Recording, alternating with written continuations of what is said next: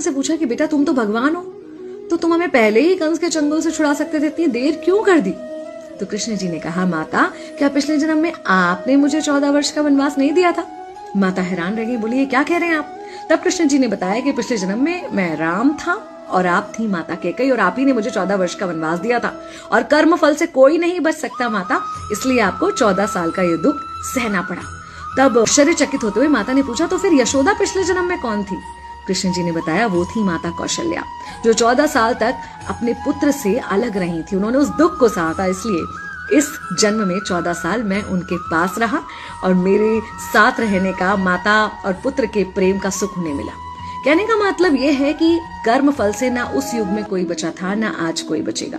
खुद भगवान भी कर्म फल से नहीं बच सकते, इसलिए अपने हर एक कर्म को बहुत सोच समझ कर कीजिए, क्योंकि जिसके भी खिलाफ आप कुछ गलत कर रहे हैं उससे आपकी शत्रुता कुछ समय या शायद एक